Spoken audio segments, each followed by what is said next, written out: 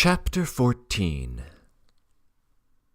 Zinaida Afanasievna was, speaking generally, of an extremely romantic disposition. I don't know whether this was, as Marya Alexandrovna maintained, due to too much reading of that fool Shakespeare with her wretched little schoolmaster. But never in the course of her life at Mordassov had Zina permitted herself such an extraordinarily romantic, or rather heroic, action as the one we are just about to describe. Pale, with a look of determination in her eyes, but almost shaking with excitement, wonderfully lovely in her indignation, she stepped forward. Scanning the whole company with a slow, challenging look in the midst of the sudden silence, she turned to her mother, who at her first movement had promptly recovered from her swoon and opened her eyes. "Mamma," said Zina, "why keep up deception? Why defile ourselves further by lying? It has all been made so foul that it is not worth taking degrading pains to cover up that foulness." "Zina, Zina, what is the matter with you? Think what you are doing!" cried Marya Alexandrovna, leaping up from her chair. I told you beforehand, Mamma, that I could not bear all this disgrace," Zina went on. "Is it necessary to degrade oneself even more, to defile oneself still further? But do you know, Mamma, that I take it all upon myself, for I am more to blame than anyone.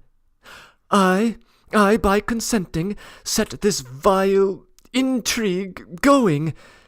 You are a mother, you love me, you meant to secure my happiness in your own way, according to your own ideas. You may be forgiven, but I never." "Zina, surely you don't mean to speak? Oh, my God, I foresaw that dagger would stab me to the heart." "Yes, Mamma, I shall speak out. I am disgraced. We are all disgraced." "You are exaggerating, Zina. You are not yourself, and don't understand what you are saying. And what is the use of telling it? There is no sense in it. The disgrace is not ours. I will show at once that the disgrace is not ours." "No, Mamma," cried Zina, with an angry quiver in her voice. "I will not remain silent longer before these people, whose opinion I despise, and who have come to jeer at us. I will not endure insult from them. Not one of them has the right to throw dirt at me. They are all ready any minute to do 30 times worse than you or I. Dare they? Can they be our judges?" "That's a nice thing. Do you hear what she says? What does it mean? It's insulting us," was heard on all sides. "The young lady simply does not know what she is saying," said Natalia Dmitrievna. We may observe in parenthesis that Natalia Dmitrievna's remark was a true one. If Zina did not consider those ladies worthy to judge her, what was the object of rushing into such publicity, into such confessions before them? Zinaida Afanasievna was, in fact, extremely hasty. Such was the opinion of the best heads in Mordassov later on. Everything could have been set right. Everything could have been smoothed over. It is true that Marya Alexandrovna, too, had damaged their position that evening by her hastiness and presumption. They need only have derided the imbecile old gentleman and have sent him about his business. But as though of design, Zina, contrary to all good sense and Mordassov prudence, addressed herself to the prince. "Prince," she said to the old man, who was so impressed by her at that moment that he got up from his chair as a sign of respect. "Prince, forgive me, forgive us. We deceived you, we drew you on." "Oh, will you be silent, unhappy girl?" Marya Alexandrovna cried in a frenzy. "Madame, madame, ma charmante enfant," muttered the prince, much impressed. But Zina's proud, impulsive, and extremely idealistic character carried her at that instant far away from every propriety demanded by the reality of the position. She even forgot her mother, who was writhing in agony at her confession. "Yes, we deceived you, Prince. Mamma by determining to make you marry me, and I by consenting to it. You were given too much wine. I consented to sing and play a part before you. We, as Pavel Alexandrovitch has expressed it, have tricked you when you were weak and helpless, tricked you for the sake of your fortune, for the sake of your rank. All this was horribly base, and I repent of it. But I swear to you, Prince, that it was from no base impulse that I brought myself to that base act. I meant... But what am I saying? It is twice as base to justify oneself for a thing like that. But I assure you, Prince, that if I had taken anything from you, I would have paid for it by being your plaything, your handmaid, your dancing girl, your slave. I had vowed it, and would have kept my vow." A lump in her throat prevented her from going on. All the visitors seemed petrified and listened with their eyes starting out of their heads. Zina's strange, and to them utterly unintelligible outbreak completely perplexed them. Only the prince was touched to tears, though he did not understand half of what Zina was saying. "But I will marry you, ma belle enfant, if you wish it so much," he muttered, "and it will be a great honor to me. Only I assure you that it really was like a dream. Why, I dream all sorts of things. Why are you so troubled? I really don't understand it at all, mon ami," he went on, addressing Mozgliakov. "You explain to me, please." "And you, Pavel Alexandrovitch," said Zina, turning too to Mozgliakov, "you on whom I once brought myself to look as my future husband, you who have now so cruelly revenged yourself on me, can you really have joined with these people to torture me and cover me with ignominy?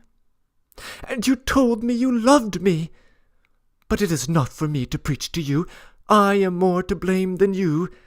I have injured you, for I really did lure you on with promises, and my statements were lies in a tissue of falsehoods. I never loved you, and if I had brought myself to marry you, it would simply have been to get away from here, from this accursed town, and to escape from all this corruption. But I swear to you that if I had married you, I would have made you a good and faithful wife. You have cruelly revenged yourself on me, and if that flatters your pride—" "Zinaida Afanasievna!" cried Mozgliakov. "If you still harbor a feeling of hatred for me, Zinaida Afanasievna! If you ever," said Zina, stifling her tears, "if you ever did love me, Zinaida Afanasievna!" "Zina, Zina, my daughter!"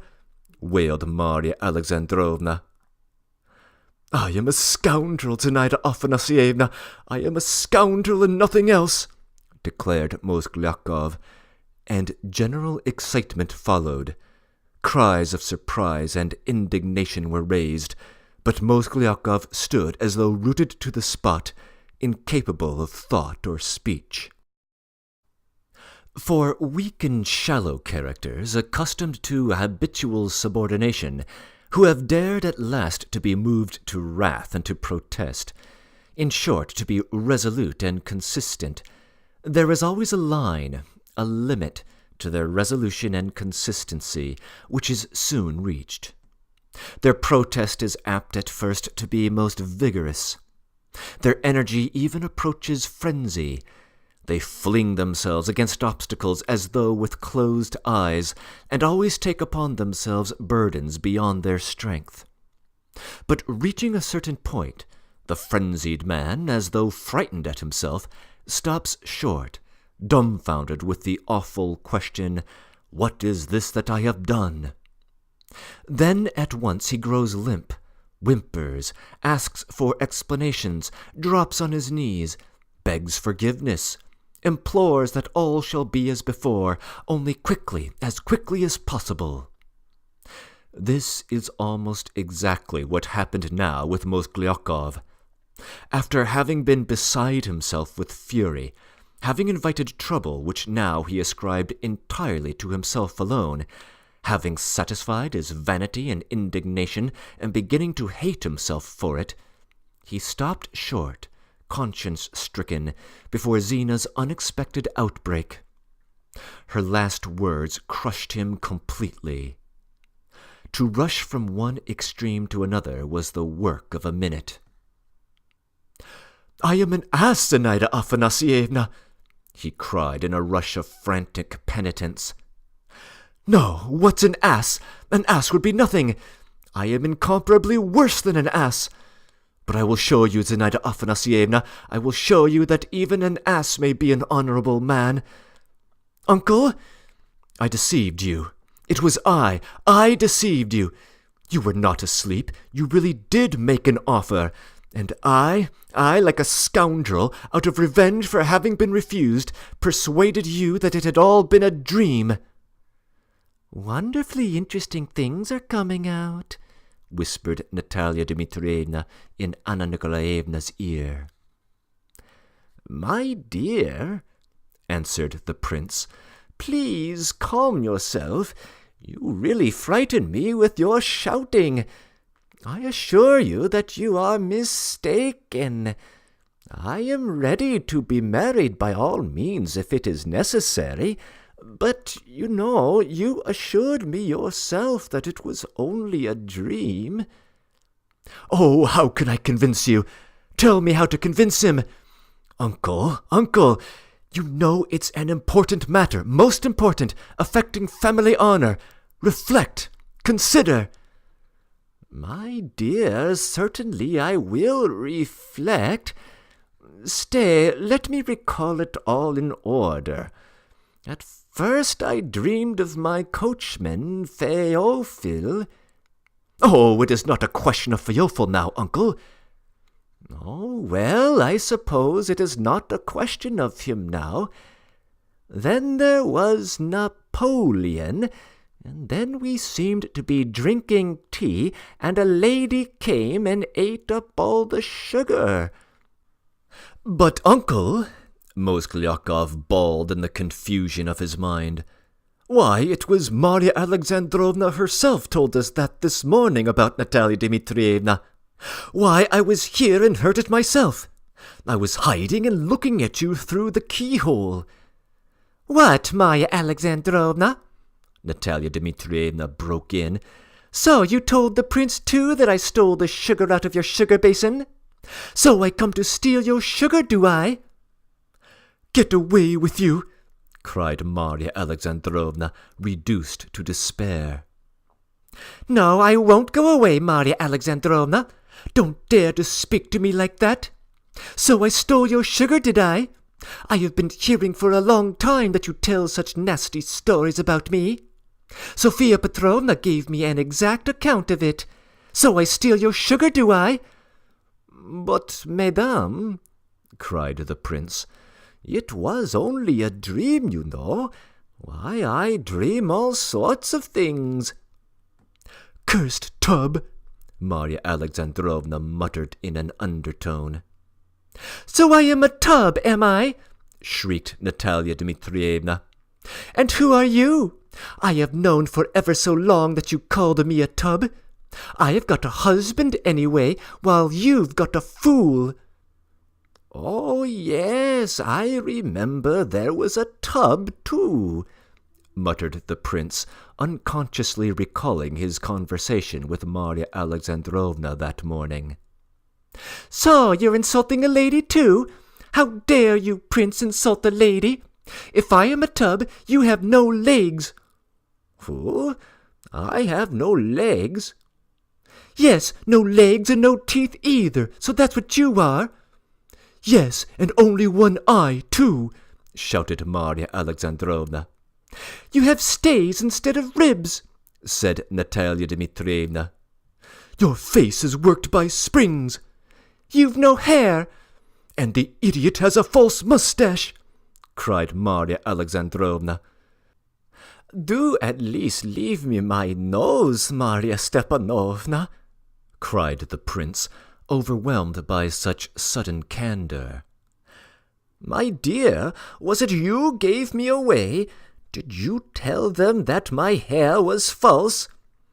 Uncle? No, my dear, I really can't stay here any longer. Take me away. Quelle société! What have you brought me to, my goodness? Imbecile! Scoundrel! cried Marya Alexandrovna. Oh dear, said the poor prince, I've forgotten for the minute why I came here, but I shall remember directly. Take me away, dear boy, or they will tear me to pieces. Meanwhile, I must at once note down a new idea. Let us go, uncle. It is not too late. I will take you at once to an hotel, and I will go with you. Oh, yes, to an hotel. Adieu, ma charmante enfant. You alone are good and virtuous.